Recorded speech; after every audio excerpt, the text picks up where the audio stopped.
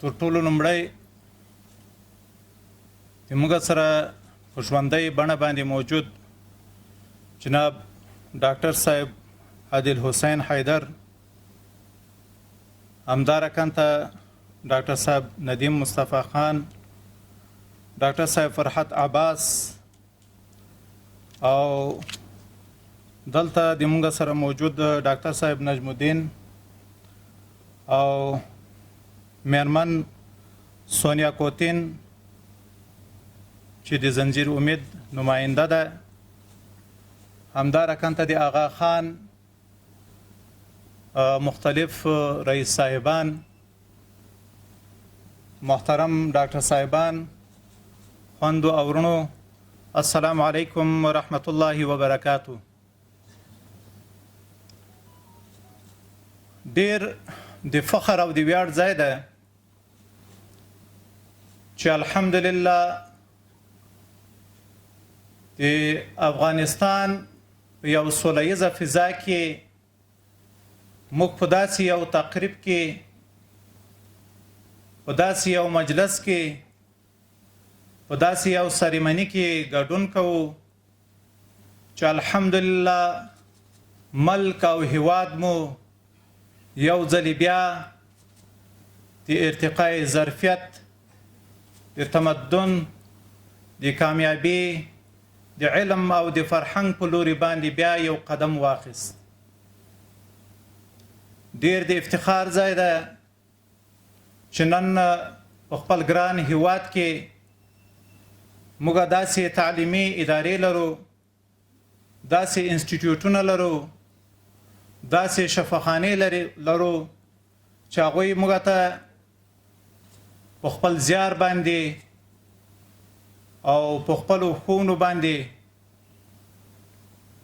داسې متخصصین، داسې تکړه ډاکټر صاحبان د ما د هیواد، د ما د ولسونو د سبا ورځې د خدمت لپاره روزلي او نن دلته د تاسې مخې ته ناست دي.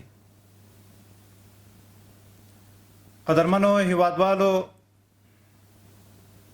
په دې کې شک نشته چې افغانستان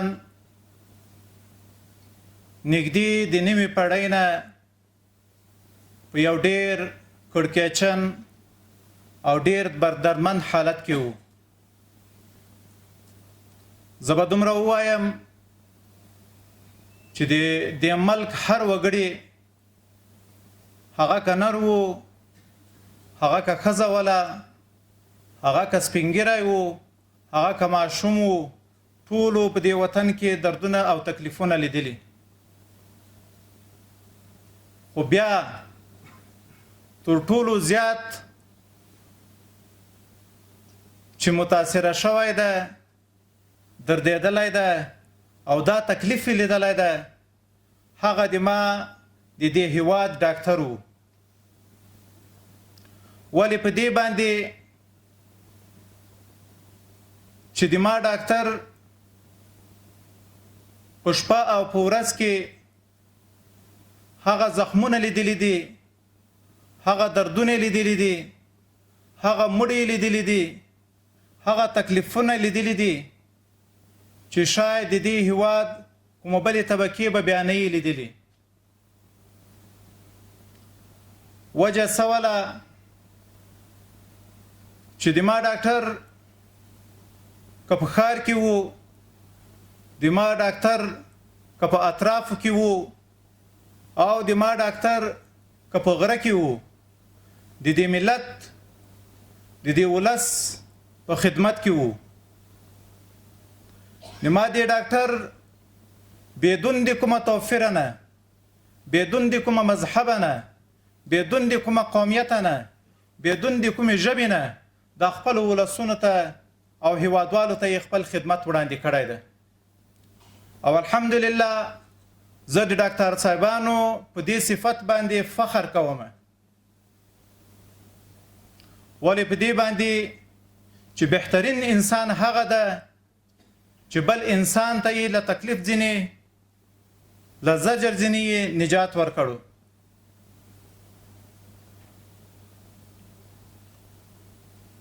نن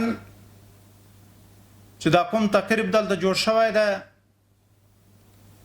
زه په اول قدم کې د امارت اسلامي د مشرتابه د مقام، بیا د آغا خان، همدارکنده د لاشین یا د زنجیر امید او ورسره په دې پروسه کې شامل د فرانسویانو حکومت ځینې منندو یم چې دوی په داسې یو جوړ باندې، په داسې یو اتحاد باندې په اول قدم کې داسې یوه شفاخانه چې د FMIC په نوم باندې یادیږي دلته جوړه کړې، او بیا دا شفاخانه یو د ټیچینګ هاسپیټل یا د پوسټ ګریجویشن ټریننګ لپاره یو بهترین مرکز ګرځولی ده. زه نن په هیواد کې چې داسې وګورم، یقینا FMIC چې کوم خدمات او کوم قدرونه او کومه روزنه چې په دې ملک کې وړاندې کوي، هغه که په میډیکل بخش کې ده او که په پارا میډیکل بخش کې ده، یقینا په دې هیواد کې ساری نشته. بیا تر ټولو زیاته د فخر خبره دا ده چې کله زه یو دوه اونۍ مخکې په کراچۍ کې د آغا خان یونیورسيټي او د آغا خان هسپتال یا شفاخانه ما د نږدې نه ولیدله، او بیا په دې باندې پوه شوم چې هغه قدرونه یا هغه فکرونه چې دلته په کراچۍ کې موجود دي او د موږ هیوادوال د یو ډیر سفر نه وروسته بیا دلته د علاج معالجې لپاره راځي، الحمدلله عین ډاکټر، عین متخصص، عین نرس موږ په کابل کې هم لرو.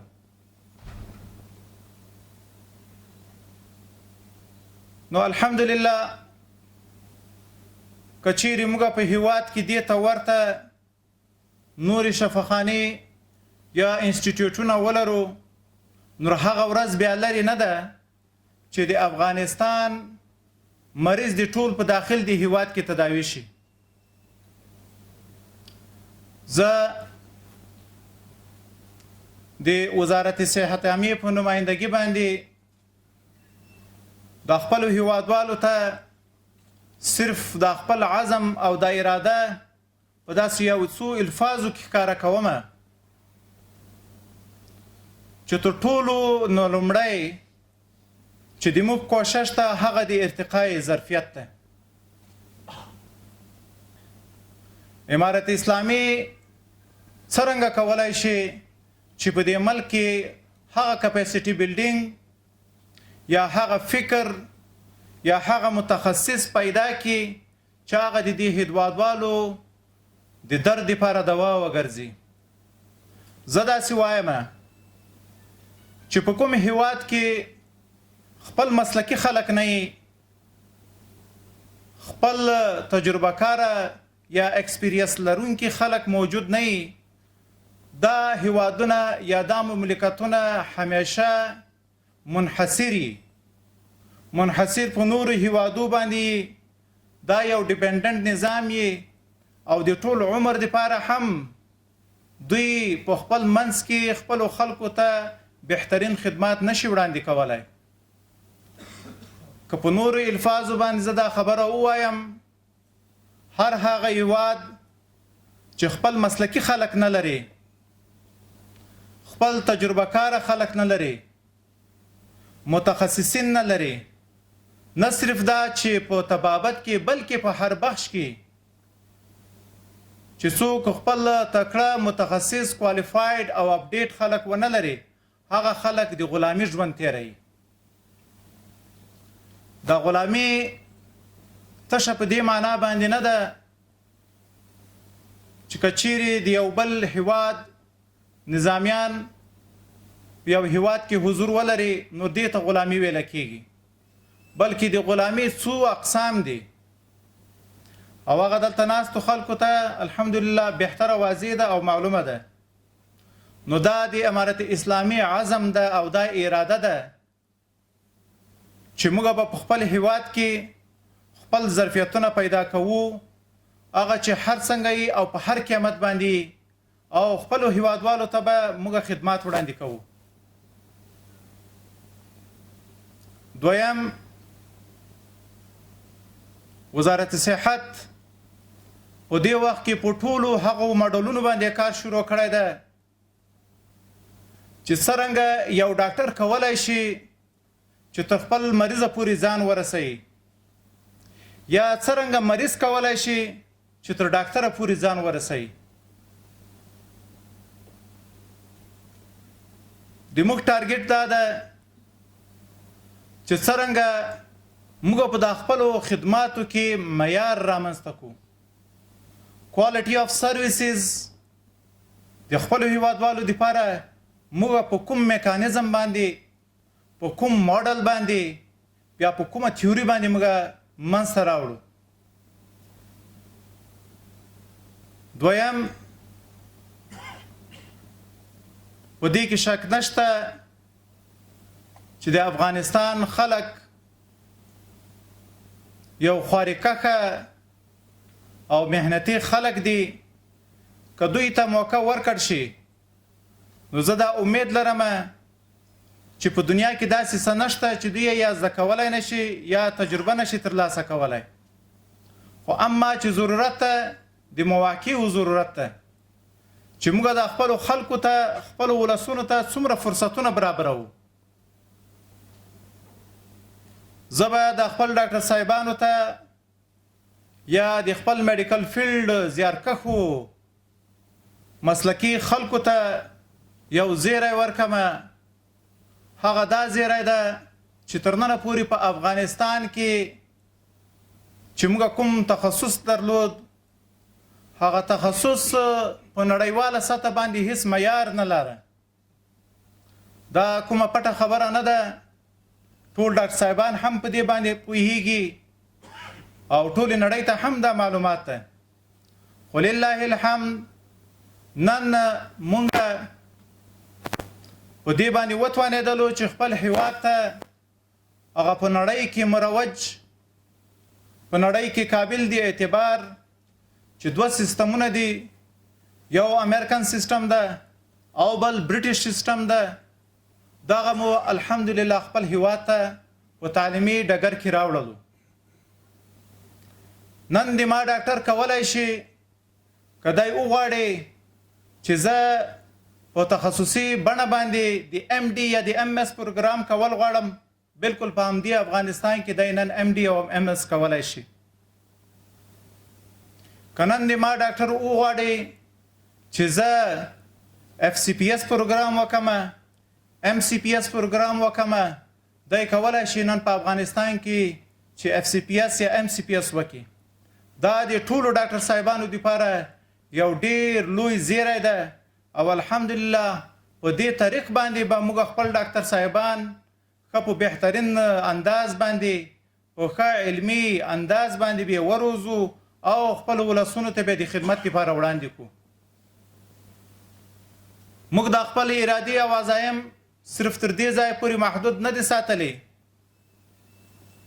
زه چې کله په خارجي سفر کې یم او کوم هیواد ته چې ځمه نور هلته زه د هر هیواد نه بیا بالخصوص په دا میډیکل سیکټر کې چې دا نان پولیټیکل بخش ده زه هلته د هر چا نه دا تقاضا کوم چې هغه هیواد او د دې هغه مسلکي کدرونه په کوم انداز باندې د موږ خلک روزلی شي.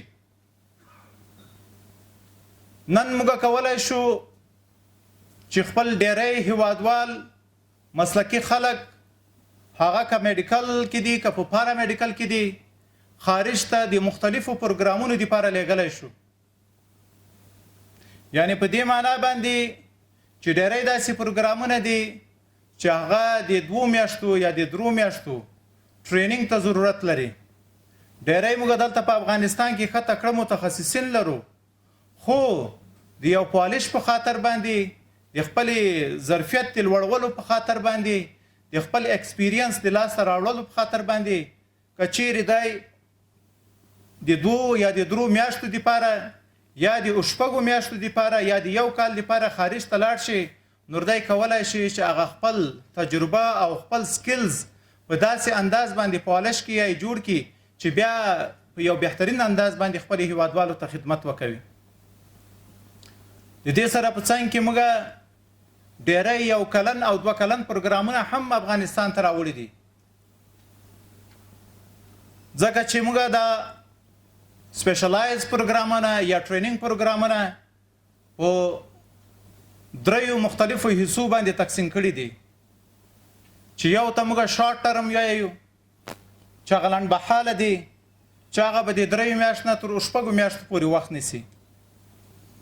بل چې د موږ میډ ټرم دي چې هغه به تقریبا د 1 کلن نه تر 2 کلن پورې وخت ونیسي. او بل د موږ لانګ ټرم سپیشلایز پروګرامونه دي چې هغه به 3 کاله 4 کاله او 15 کاله وخت نیسي.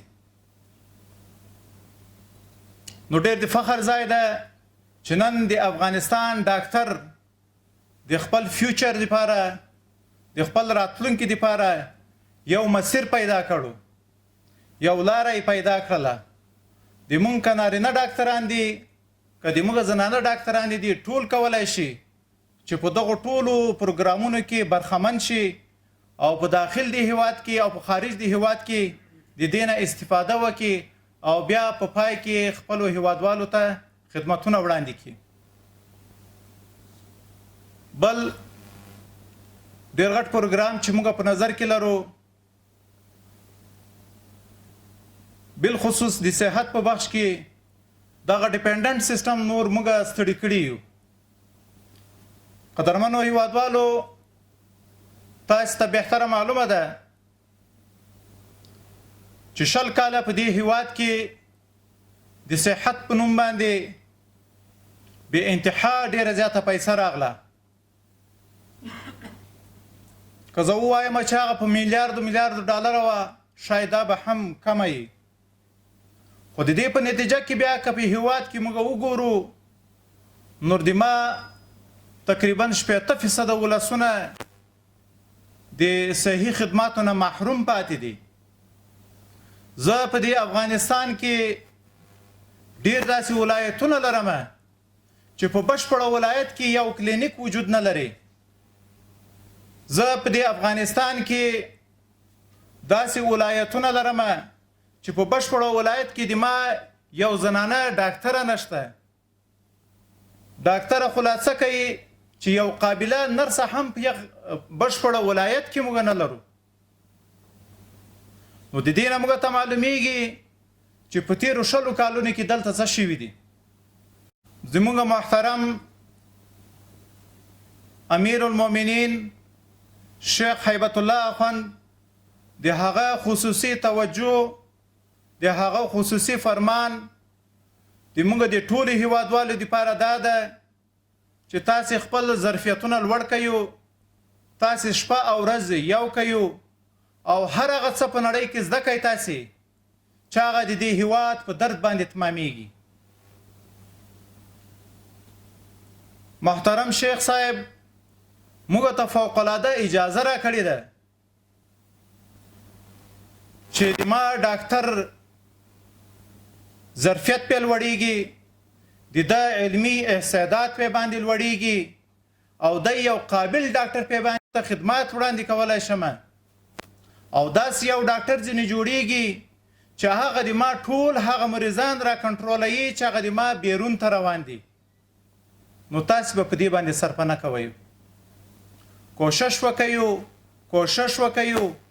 او کوشش په دې باندې وکړئ چې علم لاسته راوړئ، هنر لاسته راوړئ، زده کړې لاسته راوړئ، مسلکونه زده کړئ.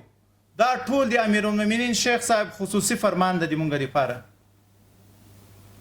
مونږ په داسې امیرونو باندې، په داسې مشرانو باندې فخر کوو چې الله جل شانه دوی ته یو ډېر ښه دید ورکړی، ډېره یو ښه پوهې ورکړې ده او په دې باندې پوهیږي چې د هیواد آینده، د هیواد ارتقا او د هیواد هغه روښانه ورځ په څه کې رانغښتې او خوندي ده. قدرمنو هیوادوالو، چونکې وخت به هم کم وي او دلته به نور کسان هم موجود وي، زه په پای کې د اغا خان پوهنتون د ټولو هغو استادانو ډایرکټرانو چې دوی زیار ایستلی ده چې په افغانستان کې داسې یو انسټیټیوټ، داسې یو اکیډمي منځته راوړي او ورسره په څنګ کې د فرانس حکومت، لاشین او دا رقمته امارت اسلامي د دغو ټولو مقاماتو نه زه یو وارې بیا مشکور او منندوی یم چې په هیواد کې د دې ته ورته نورې شفاخانې، نورې انسټیټیوټونه او ټیچینګ هاسپټل دې هم جوړ کړي، ځکه چې د افغانستان ولسونه محروم ولسونه دي. موږ د افغانستان په هر زون کې دې ته ورته شفاخانې، دې ته ورته خدمات او دې ته ورته ټریننګونه او پروګرامونه غواړو. او ان شاء الله د موږ د عزم ده، دا مو اراده ده چې ان شاء الله دا به موږ ثابتوو او دا به کوو ان شاء الله. په پای کې د ټولو هغو استادانو نه منندوی یم چې دوی د داسې قدرونو په روزلو کې او د دوی په ټریننګ کې دوی برخه اخیستې ده، دوی شپه او ورځ دلته یو کړې ده. الله تعالی دې د دوی په عمرونو کې برکت واچوي. یقینا تاسې خپل حق ادا کړی ده، تاسې حق د دې ملت ادا کړی ده، تاسې حق د خپل علم ادا کړی ده.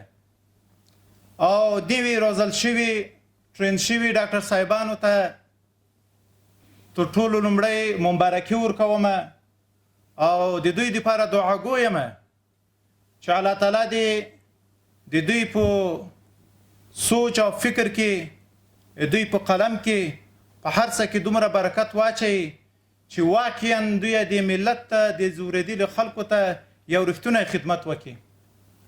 تاسې نه او بیا بالخصوص د ټولو ډاکټر صاحبانو نه به د ما دا غوښتنه او تقاضا یي چې د خپل مسلک سره ډیر صادق او امین واوسئ. مسلکي خلکو باندې زه یو بیا غږ کوم چې الله جل شانه د تاسې انتخاب د یو ډیر بهترین مسلک دپاره کړی ده. دا مسلک صرف یو مسلک نه ده، بلکې په خپل ذات کې دا یو عبادت ده. د ما ډاکټر چې سحر د کور نه راوځي، د ده سوچ او فکر او اراده یې د خیري، دی په دې اراده باندې د کور نه وځي چې زه به هلته شفاخانې ته یا کلینیک ته یا انسټیټیوټ ته یا اکیډمي ته ځم او هلته به بل انسان ته، بل مسلمان ته به زه خیر رسوم. نو دا خیر رسونه په خپل ذات کې عبادت ده. دا چې تاسې د انسانانو ژوند ژغورئ، نور په قرآن عظیم الشان کې واضح دی چې چا یو انسان وژغوره په دې معنا باندې لکه بشپړه انسانیت چې ژغورلی. نو محترمو ډاکټر صاحبانو، الله تعالی تاسو ته ډېر ښه فرصت درکړی ده، ډېر ښه مواقع درکړي دي. که چیرې تاسې په صداقت باندې، تاسې په امانتداري باندې د خپل مریض سره، د خپل مسلک سره مخلص اوسئ، نور ان شاء الله د دې ضمانت او تضمین زه درکوم چې الله جل شانه به د تاسې نه راضي او د تاسې پای او انجام به جنت ان شاء الله. نو زه د تاسې زیات وخت نه نیسم او بس دومره به ووایم چې ډېر یو د خوشحالي، ډېر یو داسې پر نور مجلس او پروګرام ده. الله تعالی دې په دې هیواد کې دې ته ورته نور تقریبونه، نورې سریمنۍ هم په موږ او تاسې بیا وویني او بیا وویني. یقینا چې د دې سره په موږ کې خوشحالي راځي، په موږ کې د ژوند امید راځي. دا هیواد د یو بیا د ارتقا او د کامیابي او د کامراني په لوري باندې ځي. امارت اسلامي زنده باد.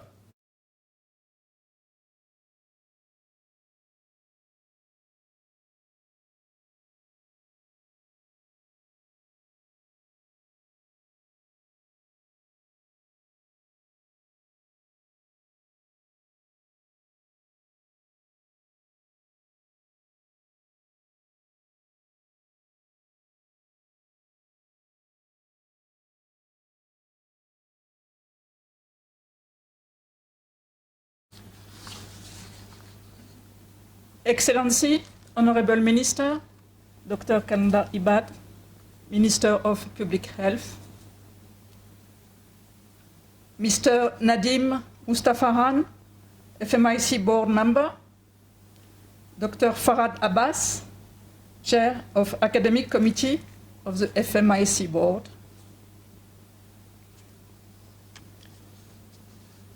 Dr.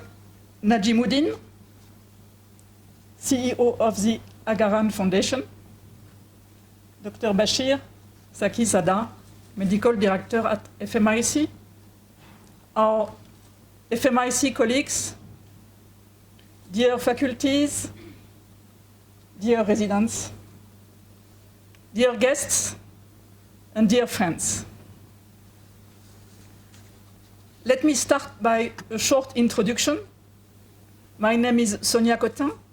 I am the new head of mission at La Chaîne de l'Espoir, just behind. I've recently arrived in Kabul about 2 weeks ago, but Afghanistan is a dear place of mine. I and my husband Jean-François Cotin have been working at several occasions in your country, starting a long time ago, when maybe some of you were even not born. Dr. Eric Chesson, whom we can see on the picture, our president at La Chaîne de l'Espoir, unfortunately could not join us today as he is on duty at his hospital in Paris, so he kindly requested me to deliver his speech on his behalf. Dr. Eric Chesson was very pleased to meet you, Honorable Minister, at the Geneva meeting back in February, and is very much looking forward to return to Kabul in a couple of months for the next FMIC board.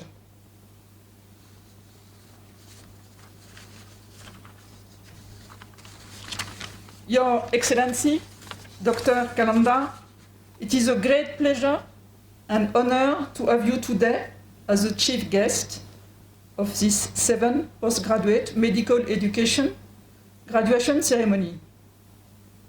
Each year, this ceremony stands out as a milestone in our collective FMIC adventure. In addition to the great achievement of our resident, it is also the symbol of the successful partnership and collaboration between the Afghan Ministry of Public Health, the Agaran University, and us at La Chaîne de l'Espoir. Since the start in 2012, PGME has graduated over 70, even 74 residents in 9 leading medical and surgical specialties. Recognized for the outstanding quality of its training program, we can confidently say today that it has become a reference model for the whole region. In this occasion, La Chaîne de l'Espoir reiterates its full commitment to PGME.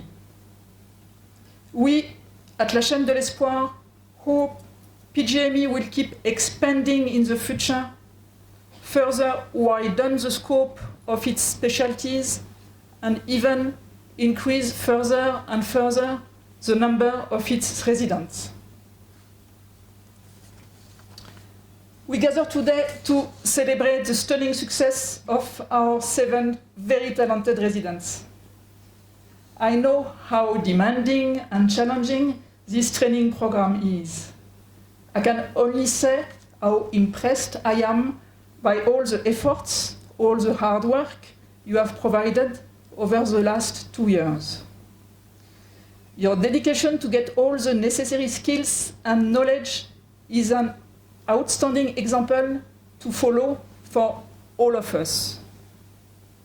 Dear young colleagues, dear doctors, I would like to warmly congratulate each and every one of you for the successful completion of your degree. You are the pride of your families. You are the pride of FMIC. You are the pride of the Agaran Foundation, the Agaran University, and you are also our pride at La Chaîne de l'Espoir. With this diploma today, you are an asset for our hospital, but moreover, you are an asset for Afghanistan. I know that this vocation of yours is not always an easy one.